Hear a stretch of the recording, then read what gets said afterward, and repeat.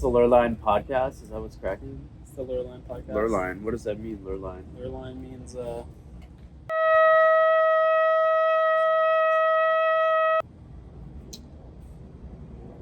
it's not a circle.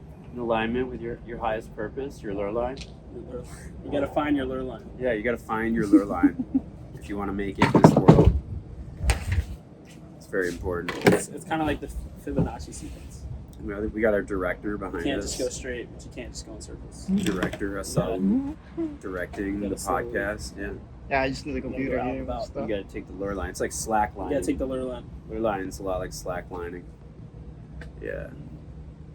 Keep in balance. Well, I feel like I would want to talk about at some point. Maybe not this one, but talk about purpose and let's talk about our feelings. you know, I was going like this, you know. I don't know if y'all are familiar with David Data. Is the book Way of the Superior Man? Have you heard of it? I've heard of the book. Yeah. Yeah, he has all these really short chapters in there that talk about different things. Like I think the very first chapter is it's like live as if your father was dead. And but one of the chapters he talks about purpose, and he says like in life as a man you like dissolve your purpose, and he's like your purpose starts off super vague, and you like kind of get your first like mission or calling, and you like go do it and you successfully complete it, and he said it kind of like dissolves like a layer of fog, and you slowly like throughout your life you keep like successfully completing these purposes that come up, and like the fog slowly starts to like fade away until you reach like the center where you actually find like your real purpose. Your core purpose. So you're like dissolving all these kind of outer purposes that are helping you get to your deeper purpose. Do you think your purpose is like preordained? Do you think it? Do you believe in I free? used to do you, think that. Do you believe in free will, or do you believe in like Destiny? a destiny? Do you think that there's like an ordained destiny, or do you So think that so I kind of free have will exists? I have my own opinions on that for a long time, and they weren't very like grounded in good thinking. But one of my favorite authors, I'm gonna just like talk about books a lot because that's just been I've always been reading. But one of my favorite authors, he has a really potent like chapter called like Free Will versus Destiny, and he says that both exist, and he says free will and destiny is like cause and effect, and so free will is cause and destiny is effect. So we have the free will to choose whatever it is we're going to do in life, and our destiny, or we have the free will to choose whatever it is we want to do, but our destiny is preordained, as in whatever it is you choose will naturally set forth something that you can't stop, if that makes sense. Like I can choose to drop the hat, and I chose that, but that's going to happen automatically. So it's like cause and effect. You choose the cause, but you don't choose the effect. Interesting. I saw this article like 2 days ago, and it was from this researcher from I think it was Yale. It was either Yale. I think it was Yale, and he said that after 20 years of research, he said free will doesn't exist. What does he mean by that? I don't know, but I thought it was an interesting claim to make in an article. After all that research, Yeah, like what it's like, what does that even mean? I don't know what his reasoning was behind it.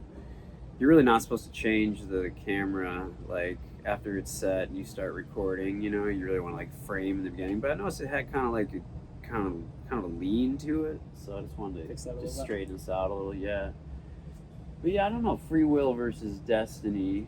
Like, What's your thoughts? You think you're born with a destiny, or you got free will? I think it depends on the frame of reference that you're defining it from. Like if you're defining it from like the frame of reference, if you believe in God, right? If you're defining it from the frame of reference of God, well then free will doesn't exist. But if you're defining it from the frame of reference of a human being living your own life, then I think free will does exist. I think you're making a decision, but ultimately that decision was already made for you if you believe that God exists. Does that make sense? Sort of. So if there's an omnipotent being that knows everything and time doesn't exist for that being, right? The past, the present, the future all at the same time, because time doesn't exist for a being that's omnipotent and knows everything all the time, right? So Would to God have created free will something- doesn't exist, but to you, the human being living within God's reality, you do have free Would there will be a that point? exists. Would there be a point of God creating something if He knew what was going to happen after He created it? Well, he's already complete, so So why would He create it if He already knew what was going to happen? just for the lulz. For the lulz? What's the lulz if we already know what's going to happen? I don't know. It's still funny. I wouldn't. My friend proposed this a while ago. He said, "If God is all knowing, wouldn't He have to know what it would be like to not know?" So maybe He doesn't know what's going to happen. Maybe. I don't think so though. Yeah, I guess it depends on your definition. I of think God, if right? God created free will, or if let's say if God created free will, He doesn't know what's going to happen. How could He? Because if we have free will, then by definition we can choose anything at any time. And how is He going to know? If we have free will, how would He know what we would choose? Those two are contradictory. I don't know. There's a lot of paradoxes in that. Some paradoxical stuff going on. So what's our producer doing? Looking like a fucking boss. Yeah, he's looking like this. He's looking like the I smoking. feel like I'm like talking to like Morpheus on the other side of the camera. You know who he reminds me of? He reminds me of that guy from Indiana Jones 2 in the Temple of Doom. Shows up Like with holding down, glasses. yeah, it shows up with the glasses. And he's got like the arc. And he's holding it down. He's doing some like henchman shit. Yeah, just chilling. It's man. kind of henchman over there, yeah. Chilling in the shade. Yeah. All right. So getting back to Lurline, you're living your highest purpose. So what does that mean to you? Living your highest purpose. What does that mean? Well, if I think of highest, I think of like the epitome of something. So I think of like the most. So The most high. I would. I'm not sure. So what is like the definition of purpose? I would say living your highest purpose is living in alignment with the fulfillment of the greatest accomplishments you can achieve with the most diligent effort you apply to what it is you're trying to accomplish. It means the application of will with leveraging your skill to produce the greatest results you can within the limitations of your own person. It's pretty solid, I would say. But what is like for real? What is, so like what is my that- what highest is- purpose what is is different than your highest But purpose. what does purpose right? mean? What does purpose mean? Purpose. Does it just mean a function? Porpoise or purpose? Purpose. Porpoise. Porpoise. Your highest porpoise is going to be probably be the walrus, right? Your highest purpose. What does purpose mean? Does purpose just mean having? Ask a our use? producer. Hey, what is what is the definition of purpose? Look at it right now. The reason for which something is done or created or which something exists. So finding your purpose means finding the reason why you're created, Why something is done or something exists. or why you exist. So that's like actually pretty deep. So it's like you'd have to know your creator. You think the Island Boys are living their highest purpose? What are they doing? You're just an island boy, you know? Are they living their highest purpose, you think? Or has God have higher plans for them? I don't know who the Island Boys are. You don't? I don't. Pull them up. Yep. Give me a second. Pull. You really don't know who these... No, I don't think so. Okay, you gotta see this video. The Island Boys You want the video or the song? song. The video. You gotta see what these guys Okay, look. okay. You have to see them with your own eyes. I'm an island boy, and I've been trying to make. Oh, I'm an island boy. You think they're living their highest Hey, I'm a purpose? just island boy. I'm a just I doubt it. island boy. I'm a just keep white grind. You're gonna keep that. I don't think they're there yet.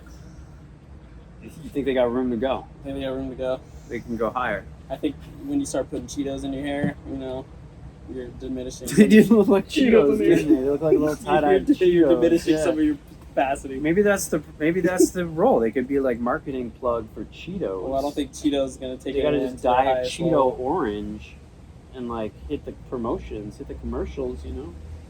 They start like weaving in like some I'm a Cheeto Some diamonds boy. and stuff, maybe. The Cheetos. Come here, Percy. It's not good. Come here, Percy. I mean, Come here. You gotta be in the podcast. Come here. they have a network of 2 million right now. So Network or net worth? network. Net worth. Yeah. Boom. Puppy. Puppy. Instant Puppy. marketing. I'm an island boy.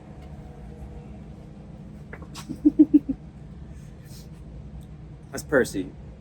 Percy's a puppy. Part of the family. Yeah. Lurline family. Been throwing up a lot recently. Looks like he's about to right now. Oh, he's been puking? You gonna puke? Yeah, just the thought of being an island boy made him throw up. That should tell you something. When am I puking? Anyway, so purpose. Yeah. So just having a reason. A reason. Having a reason. Gotta have a reason. Yeah. So what's the highest reason? So I think your highest purpose would be figuring out the highest reason you could think of, and then actualizing it. You think it's like where you can do the most good, you can create the most benefit for you as an individual? I think so. The Okay. most value, the most benefit overall. It may take some experimentation to figure out what that actually would be. Hmm. But yeah, I think so. But then it's like, I feel like there's some nuance because I feel like you kind of get to choose, because say if you're an entrepreneur and you're like, all right, I can either distribute this product that's going to cost $20 and I can make 1 million of them, or I can distribute this product that's going to cost $200,000 and I can make 1,000 of them. Yeah. So it's like, even figuring out something like where can I do the most good, it's like, I feel like maybe you kind of get to pick. It's like either I could work with a small amount of people and make this huge impact on them, or I could try to work and influence a larger amount of people, but maybe only touch them at the surface. So that's why I kind of think it's like, I think you kind of create your purpose. I don't think it's just ordained or like meant to be one certain thing. It's like, it's kind of like a game that you choose your own adventure. Like Goosebumps books. Never read them. But maybe. Yeah, they're like choose your own adventure books, you know? They're like, if you want to go down the dark hallway, go to chapter 7. Oh, cool. And you're like, all right. Or Chapter if you 7. want to go down the stairs, go to chapter 6. So you don't read the whole book. No, you just kind of pick your own adventure. Oh, Yeah. cool. Yeah, you like choose your own Yeah. adventure through the Goosebumps, you know? Yeah. Because you can do anything, but you can't do everything. R.L. Stein, that's right. There's a subtle sadness in knowing that. I feel like that you can't do everything. Can't do everything. You know what I mean? That Really like can't. you can't. That by choosing, yeah, you know, like I think that's an interesting thing to talk about. Is like by choosing one thing, you are involuntarily saying no to another set of things, right? Like if you choose to be a firefighter, you're giving up being a policeman. Yep. Or if you choose to be, you know, a skydiver, you're giving up being a bungee guy or whatever. Yeah. These are kind of Whatever. These are kind of thin examples, Yeah. but you know what Yeah. I'm saying. Like by choosing one path, By you're- choosing to talk to you- YouTube people, you are you're I'm not gi- talking to 8 billion other people. That's right. That's right. So there's like you by choosing one dream, you're like giving up many other dreams. Automatically. And I think that's actually like a real pain point, especially for young people who are trying to figure out like what to do with their life, how to find their path and which direction to go. Like, because there's subtle sadness and like, you know that by choosing one thing, you're giving up all these other things. And sometimes that can be like paralyzing in a way, because you find yourself like almost not wanting to choose, because you know that when I make this decision to do this thing, I'm giving up all these other things. And these can be really interesting and cool, Yep. right? Like if I'm going to choose to do like podcasting, okay, I'm going to give up producing music, right? At least for the time being, Yeah. because I know that I only have so much time and energy to actually focus on that one thing. And that means I can't do this other thing for a while. For most people, Yeah. there's a few people that are like savants, right? And They're they can doing 7 things. and they can do like 8 things Yeah. and do them all with like really high efficiency and you But know not- a lot not of most skill. of us. But most people are like I can do like whatever 2-3 things and like be really optimized in those 3 things. So I do think that that's actually like a really kind of a big pain point Yeah. among like especially like Zoomer age kids right now. You know, I call them kids, but like, you know, the Zoomer generation where like there's almost like a paralysis because you have Yeah. so much access to so many different paths and information that it's like hard to be like, okay, I'm just going to do this. Like, this is just the one, I'm just going to choose this. And like, and everybody specializes too, right? Like everybody's like, oh, I'm the fitness guy, or I'm like the yoga guy, or I'm the whatever, you know, like everyone picks like a niche and that just becomes their identity. And then you almost get pigeonholed to that identity too, because everybody expects that content from you over time. And, you know, you can't be like the fitness guy and then wake up one morning and be like giving advice on like how to make scented candles. Like you're not, you know, like Yeah, you're not you gotta gonna kinda stick in the get the category. viewership. You're Yeah. gonna be kind of like stuck in. So in this that is just zone. this is just a rough metaphor that may or may not have a lot of merit. I'm just making it up. But like, what if, in regards to choosing a path, what if, let's say you go out in nature and you find this, you're on one mountain and your goal is to get to another mountain, and there's like 17 different ways to get there. You know, it's like like take this path, like take that path, but eventually you see that they all go to the same spot. What if like choosing your life path is like that? It's like, okay, like they're all gonna have their own unique little stops and views and challenges, but ultimately, what if they're all going to take you to your end goal, which is like a happy, successful life? Maybe it doesn't matter that much as long as you choose one and you get there. Then they're all possibly just vehicles to take you there I that are see. going to have slightly different experiences, but ultimately the sun's going to be shining either way. You're going to have some rain, you're going to have this and that, you're going to get out of breath at some point, you're going to have to stop for food. It's like you're going to kind of have a similar experience no matter which one you take. They're all going to have their unique points, but they're all going to take you there if you take one of them. If you take none of them, you don't have any of the experience of any of them. It's You're kinda like sitting a- there like, yeah. which one do I take? It's sort of like So- a road trip, It's like a road trip. right? Like you're like, oh, I'm gonna go to San Diego, but you can take like all different roads to get there. Yep. So like you have the ability to like choose the path you want to get, but they're all gonna eventually lead to wherever you're headed. Yeah. So it's Yeah. like maybe we don't need to trip too hard on like this or the other one. Yeah. And as long as it sounds pretty good and can get you there, then just go. That's what Gary Vee says. He says just pick something and go with it. You know, I'm kind of talking about like Yeah. you're not sure like which path to take. Like, well, should I do this or should I do that? And like I think that that's additionally compounded by the fact that like technology is just moving at such a fast rate that half the things you choose might get phased out Yeah. or become irrelevant in the in by way of technology or by way of the economy. Or like you might be like, yeah, I'm gonna be like an IT guy and I'm going to get XYZ certification. And in 10 years, you know, your job might be completely phased out. And that just like adds layers of complexity to choosing what you want to do, right? To like deciding, am I going to take this path or am I going to take this path? Well, half of the paths aren't even going to be there 10 Yeah. years from now, you know? You're gonna get swallowed up by the ground. I think it's like a big misconception that young people don't want to work hard. I think young people do want to work super hard, but don't know the What's best gonna way last. to apply themselves right now. Yeah. I think that's more truthful. And I think also young people have become aware of the fact that most jobs are just kind of like bullshit, that most jobs don't pay well, most jobs don't encourage you to grow as a human being, and mostly just have you fulfilling like a simple role and don't really help you grow as a human being, right? Yeah. Like they don't encourage you to grow as a person. They basically just encourage you to fulfill a task Yeah. that over helps and over someone again. that helps Yeah. someone else fulfill their dream.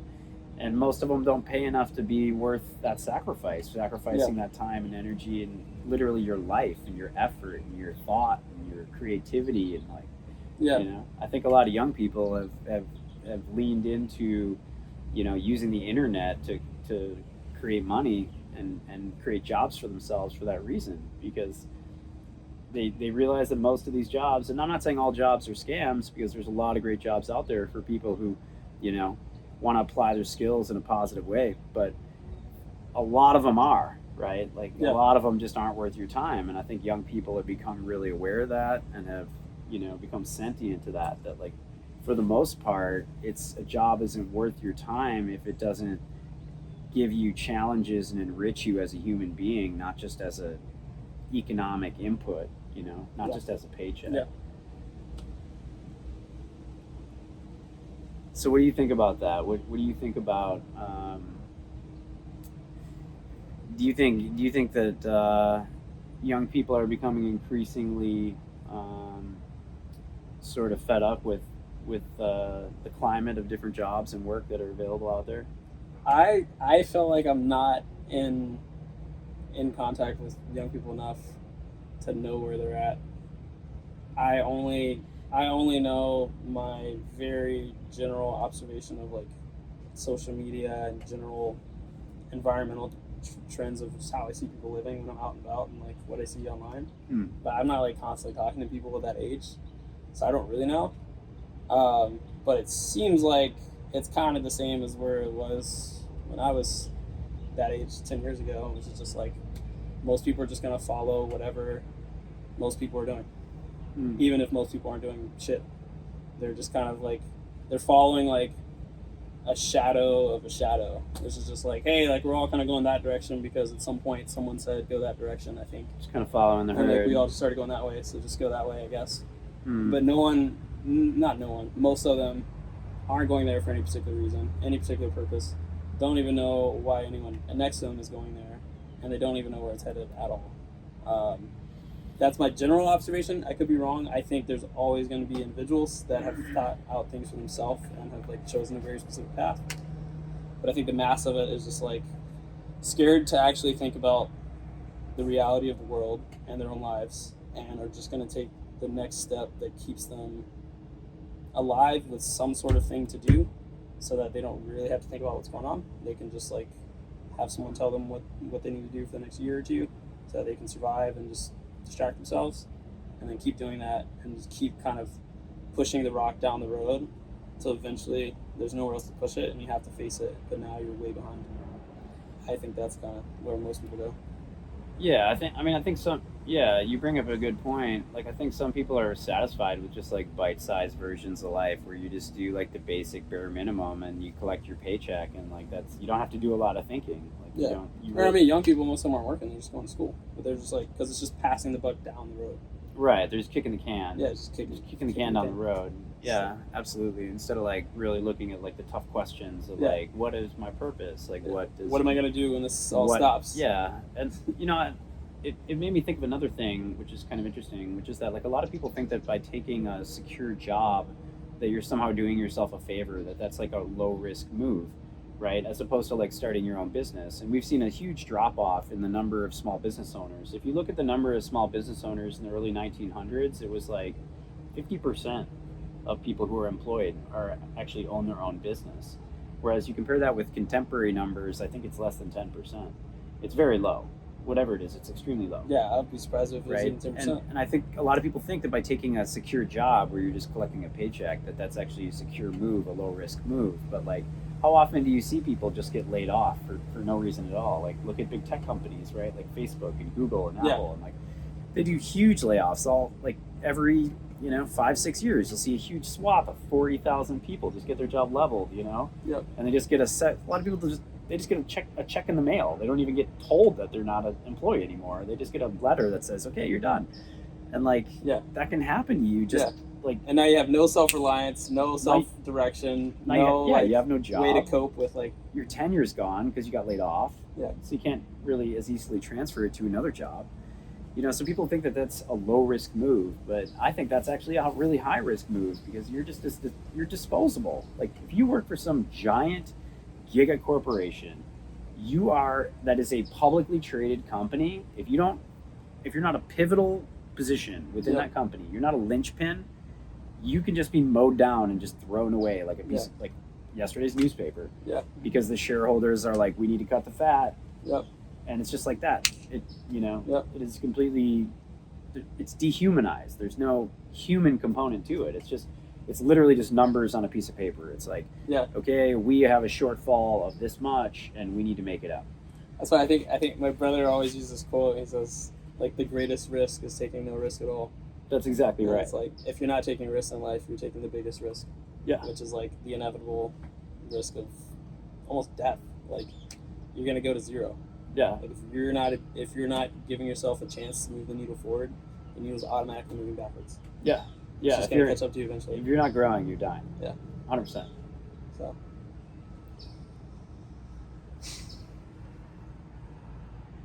Well, should we cap this with one? We want to go one lesson we feel like we've mastered in life, or one lesson we feel like we want to master we haven't. Oh man, one lesson that I've mastered in life. That's it. That's a very bold statement. What lesson have I mastered? How old are you? I'm like 14 at least. Okay. I was gonna say, hopefully at this age, all of us have mastered at least one thing. If not, we should be ashamed of ourselves. Oh man, mastered. Which just means you have a complete fundamental understanding of how it works, and that I don't know if through you, that understanding, Yeah, see, I would almost argue the semantics of that, even that statement, mastered. Because are you really a master in something? Like, I could find a guy that's been like making rice for fucking 65 years. okay, and you don't have to get like too existential you don't have to about get it. like too existential or like Over- Goku level, of, like Overcomplicating it. just like something you've definitely got completely nailed down because you know the cause and effect of it, and you've had the failures and you've had the pain, and you're like, this thing, like I know how to proactively take care of this in my life, and here's why it's important. I'll start with the most basic building block, and that's making my bed. I've mastered making my bed every day, and I make my bed every single day because it signifies first thing in the morning. The first it signifies completion. I complete one task first thing in the morning, and I do it correctly and properly every day. I make my bed and I make it crisp and clean so that when I return to that bed, it's clean, whether I had a good day or I had a bad day. I immediately get something done first thing in the morning before anything else, before I brush my teeth. I complete Just something. a tiny little successful habit. It seems super simple. Is it Yeah. big? It seems really simple and small, but it gives you this inertia to roll over that completion, that sense of completing things Yep. into the rest of your day. So I use it as a basic building block, and it's something I started to do maybe 3 or 4 years ago. I made a point of being like, you know what, I'm gonna make my bed every single day, just as like a basic Baseline sort success. of foundational structure to my life. And it seems really simple and stupid, but what you learn is that how you approach the small things in life turns into how you approach the big things in life. Yeah. If you're kind of like lazy about doing the little things, that attitude of laziness eventually through osmosis spreads into the other areas of your life. Yeah. So it's about cultivating an attitude of doing something properly first thing. That's like the first step to my day. So that I would say that's one area that I feel like I wouldn't say I'm a master of, but for the most part I've integrated into my Got it life. down. Yeah. I got that. Yeah. How about you? What's Me, I'll vibe off the basics. I've mastered waking up and just having a glass of water. I've been doing that for like 7-8 years. Just like 16 to 32 ounces. Like it kind of varies depending on my mood or if I like get gung ho about it or whatever. But just waking up, glass of water. glass of like- water? Probably at a 99% completion of that for like 7 years. You just drink. First thing when you get up, you drink a glass of Within water. the first 5 minutes. Yeah. Do you sit with the water? Do you like pray with the water or give the water like No. gratitude or No. anything like that? At best, I just don't absolutely chug it. I like at least some like breathing while I'm drinking it. Because if you drink water too fast, then you kind of feel like afterwards. Hmm.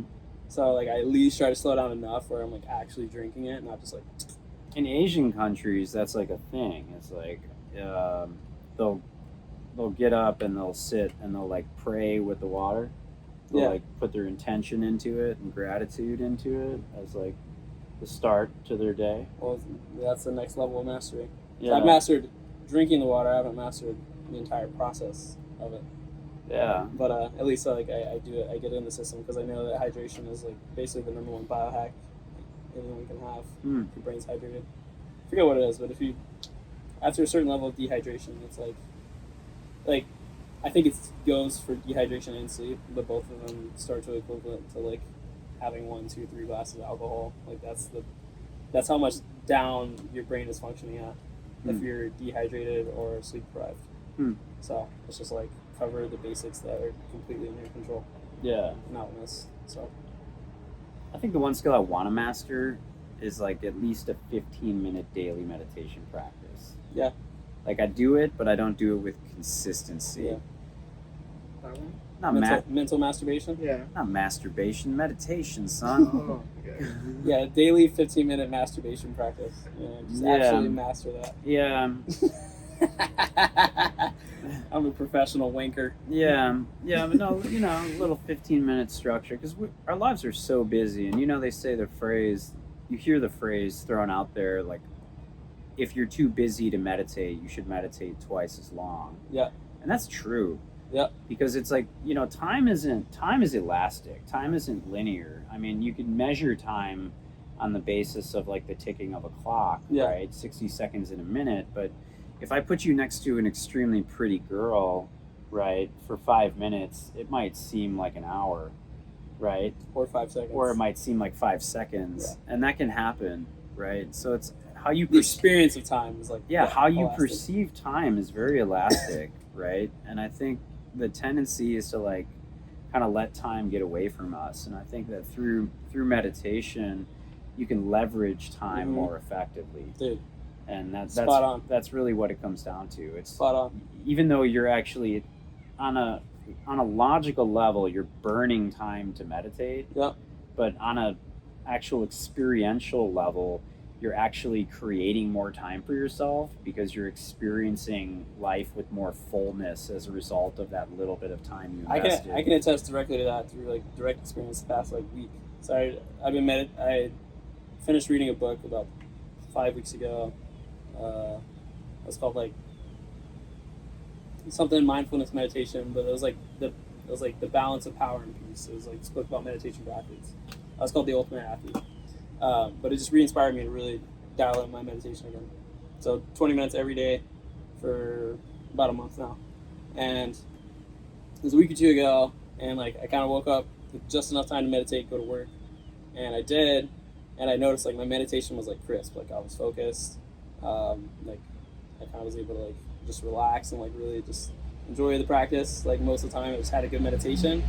I could feel that focus like going into work. Like I was like, okay, like everything's gonna be dialed on one step after the other. Like I'm gonna take care of everything, and I was in that zone, and I noticed that I just had that little bit of extra awareness in each moment. That is like something came up to disrupt me, or like an extra task got added, or whatever came at me. I was able to in that moment like see it and like seize it and complete it to where like I didn't have to go back and fix it later. I didn't miss it. I didn't mess up. I didn't waste time. I was like kind of like you say, like you do a lot of yoga, you become like a ninja. Kind of felt like a ninja of like I was able to completely kind of perfect every moment to where it didn't leave anything to be fixed later or broken or whatever. And so I was the same day I would have lived, but like if I hadn't done that, I might have missed so many of those moments, and then things would have dragged on. I would have had to fix it later. It would have caused mistakes. It would have caused like stress and tension and all that. So how do you find one question? Like for me, like I'll get up and like my brain is straight into distraction, right? Like I'll immediately like want to go to my computer. I want to check my screen, my email, check in on the state of the world, check in on Bitcoin, check in on whatever, check my phone, notifications. Like, yeah. How do you disarm the compulsion to doing that and to immediately saturating your world with in all these different distractions and information and go straight to water and meditation? What's your process? I also get distracted daily, like way more than I would like to. Like I'm constantly like, what the heck am I doing on my phone? And it even happens to me like first thing in the morning sometimes. But most of the time within 30 to 60 seconds, I like kind of just have this trigger where I'm like, no, this isn't happening. And then I can put it down. So I want to get to the point where I don't have to even pick it up, but I'm not there. But so for you, it's like discipline. It's just like you've disciplined your where I can your catch it mind at least. to where like you catch yourself and you're I can like, at least no, that's notice it, like I have this and I can- rule. I'm doing this. But my automatic tendency, just like probably most people in this modern world, is like you want to see a little notification ping, or you want to see if you got some new message, or you want to see something interesting and funny immediately. yeah. I have that, and I'm working to just get to where I don't need that. It's like getting a letter in the mail. Yeah, it's like, ooh, Yeah, you feel like something's going on. Like, wow, there's something happening. like I accomplished something or whatever, and it's stupid. Because it's like we're trying to tell the world, we're telling ourselves that what the world has to tell us is more important than what we are telling ourselves, ultimately. Like, what is someone else thinking right now? Versus what am I feeling? What am I thinking? That's the problem. Right. When you go down to it, it's like you want the outside to dictate your inside experience versus your inside experience to start to dictate the outside experience. Right. And so I think that's, now that we're sounding it out, I think that's the shift that needs to happen, is like my internal heart and soul and mind and the experience that that can create is so much more cool and important and relevant to my life than all the bullshit that's coming from the outside in. I think about this. So like you turn your satellite dish, right? You take your satellite dish and you turn it from receiving to transmitting, right? Like you are no longer receiving reality as it's being broadcast into you, but you are actually like creating reality and like broadcasting it outward from your frame of reference, right? But isn't there a paradox in this? Because if everybody's broadcasting, then who's receiving? Yeah. Right? Then doesn't your broadcast like just fall on deaf ears? Like if everybody in the world just started becoming a creator, right? Let's say, for example, like, and this isn't going to happen because there's like different psychological reasons why people are going to see these barriers. You know, they're going to be too afraid to start broadcasting or speaking or putting their voice out there or whatever. But like, let's assume in a magical world that everybody does this, that everybody starts to broadcast. Who's going to be listening to it? Right? If everybody takes this attitude of like, I'm just going to broadcast, I'm just going to create, and I'm going to put out, right? And there's people who do that. There's people on social media who don't look at any, and I'm slowly moving into this class of people where I don't really consume stuff. I just want to create stuff and put it out there. Yeah. Like I really just want my signal to be out there. And I don't really want to like bring a lot in. I want to source most of my information and knowledge internally through my own internal mechanisms and just broadcast that outward. Right, but if everybody does that, then who's watching? Who's watching? I don't think we have to worry about that. I mean, I don't. I mean, also you look at the innate kind of easy thing to do is to consume, which is why most people do it. The hard thing to do is create. That's true. And the majority, by default of being the majority, basically, is going to do what's easiest to do. Yeah. So it's like there's always going to be a mass disproportionate scale of those doing the hard thing versus those doing the easy thing, because the easy thing is the easy thing. And so if you're not a person to go out of your own way with your own will and ambition and volition to go do the hard thing, by definition you're automatically going to be doing the easy thing. Right. Which is 99% of people. So it's like a high school football game. There's 100 athletes on the field, and there's always 10,000 or 100,000 people watching, and that's like pretty. Yeah, it's easy. Relative It's to a how lot the easier game to of sit life in is the going bleachers. on. You're right. Most people are always going to be sitting in the bleachers watching. Yeah. And that's just like, that's okay, you know. Absolutely. That's just how it's going to be. So like we can create all we want, and anyone watching can create all they want, and it's still, we're going to be outranked by the people just watching and listening and consuming by 100,001. So if you're a creator, have no fear. Keep creating. you got a large amount of people to talk to. Your fan base is just going to continue to expand, not contract. So that's good news, I think, for most people.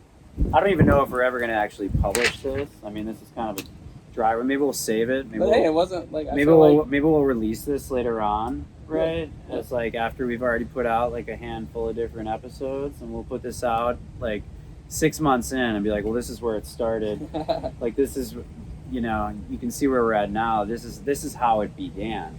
It began with like a talk in a backyard with a couch that's going to be burned behind us, and a puppy, and the smoking man from the X-Files behind our camera, like bringing up Island Boy. Now, you know, this is how life works. Is it, you know, one in the hands for two in the bush, and if you can't just get yourself out there and at least like, if you can't, I mean, I feel like one of the most powerful things that you can integrate into your life, period, is just doing something every day you don't want to do that scares you or is uncomfortable. Yeah. Every fucking day. Every single day. Whether that's going up and approaching a woman, and because what you're doing is or a man if you're into that sort of thing, but like if you know, doing something that's hard that you don't want to do, that you know is outside your comfort zone, there's a muscle that you can build in doing that, right? If you don't want to masturbate, go masturbate. You know, I was just kidding. Keep going back to beating off, man, but you know, that's fine. You know, if that's so. Speaking of beating off, I've been practicing. We'll just bring this in. Might as well just feed this into the mill here. So, I've been practicing a lot of like not masturbating, sperm retention in the previous 2 years, and I will say that it has had a number of excellent benefits to my life and lifestyle, my headspace, my energy levels, my motivation. Like my dopamine has been higher. My I noticed that I'm able to speak to women more effectively with less like attachment or dependency on outcome. I'm smoother, more charismatic. Like I've it's just better. And I do feel that women can sense it on you. I feel like, 1,000%. yeah, like if you're like if I can joke about it because I don't really jerk off. So yeah, like if you're if you're like a basement dweller, you know, and you're just like beating your meat like 3 times a day watching pornography, like they may not even realize that they're picking that up on you, that is specifically what they're sensing, but they're sensing that like something about this guy's energy is like diminished or off. I'm also pretty certain that if you're constantly doing that, you're so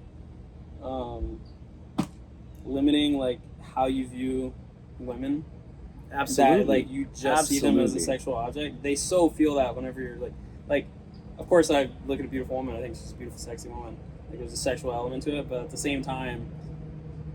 exact same time, like when I'm looking at them, I'm talking to a human being with a soul that like I'm not sitting there objectifying like their body. I'm just like yeah, you have a beautiful body, but like I'm talking to a freaking person. Right. Like If that makes sense. But like if you're just freaking like every day looking at porn, just like in that world, that mindset where it's just like, oh, like I gotta like possess or whatever. Yeah. When you talk to people, you just see them as like like physical matter.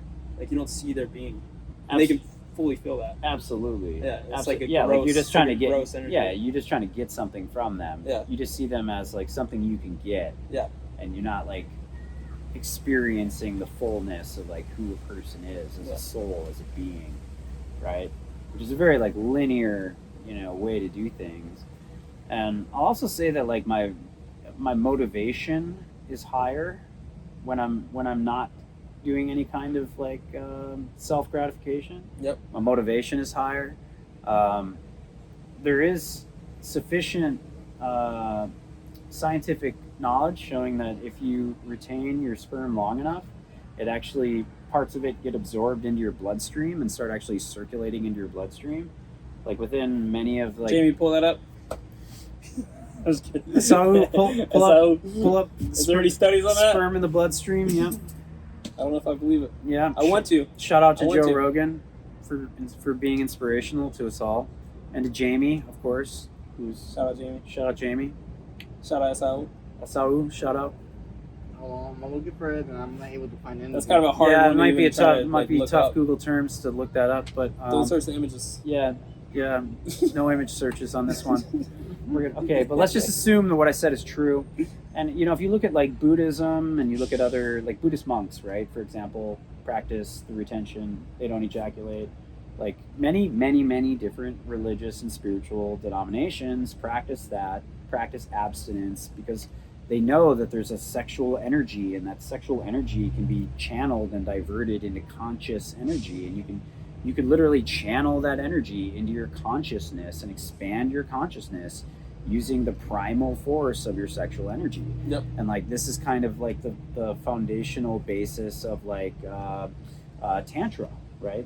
Like tantric sex. Like part of tantra is not ejaculating. Yeah. It's keeping the orgasm It's quite and trying difficult. to channel that energy, because it's a huge amount of energy, and Yeah. channeling it into things that are more productive than just like this explosive, release of like endorphins and neurochemicals and all this stuff.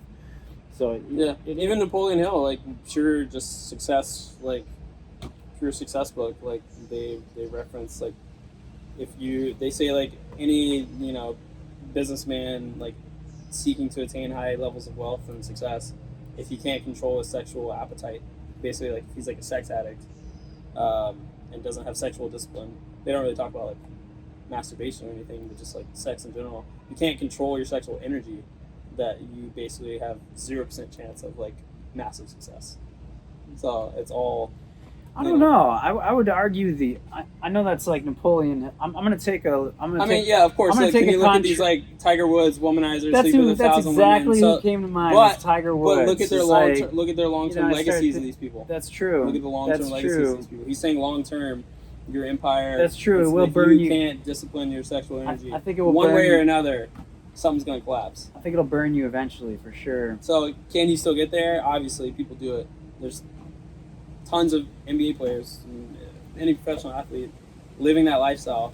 But like 30, 40, 50, 60, do they have an amazing life, successful empire, or were they just like a, So you know? there's a few things I've noticed with people who do podcasts, right? And I think you're right. Like, yeah, if you got to have a balance in your sexual energy and your sexual drives, you know, because especially when you get into a position of power, you know, like you get like Bill Cosby or like one of these guys that like, you know, they're put in a position of authority and power where they think that they can get away with whatever they want. If they don't have those demons in check, you know, they're going to let them run wild. But what I was going to say is like a few things I've noticed about like people who are really good at broadcasting is they always look at the camera as when they're speaking as though they're talking to a third person in the conversation, right? So even though I'm talking to you, I will actually be addressing the camera, Yeah, that makes sense. right? Like when you see like really good people, I've sort of like studied this, and this is interesting. This is all get recorded and eventually published probably, which is going to be fun. That's But, because you're talking like to the audience. but right, so you're actually speaking to the audience, right? So it's like, even though I'm talking to you, and I've noticed most of this conversation, I've been like And same for me. looking at each other, Yeah. right? But in reality, like the best thing to do is actually be like putting your attention on the camera, Yeah. right? So I'm like, even though I'm talking to you, I'm like, yo, this is what I think, yada yada, you know. So you gotta look in the direction of the executive producer. I think that's why the best and- podcasts they're facing each other, so that you're looking straight on Mhm. whenever you're having a conversation with someone else, because then you can film that, and so you're looking direct. Right, Does that make sense? right. You're looking. You're kind of Like looking. almost every podcast, they're like, if they're having a conversation, they're not side by side. Yeah, so unless there's three people. This is kind of what I was thinking about before we started recording. Was like, I think it probably makes the most sense to have like one camera like basically behind, like kind of like juxtaposition, like out of the way to the other person, right? So for example, like Yeah. this would be like 30 degrees left and I'd be positioned here, so Yep. that you're actually looking at me, but the camera's like catching you from like 30 degrees off the back, Yep. right? Yep. And then vice versa, like you'd have a camera that's like just out of frame, pointed right at me, so that you're looking at me, but the camera's like catching you, like basically you're addressing the Yeah, yeah. camera Yeah, that makes sense. in It's a a way. good note. In a way, yeah, yeah. So you gotta talk to the audience, right? Oh boy. Yikes.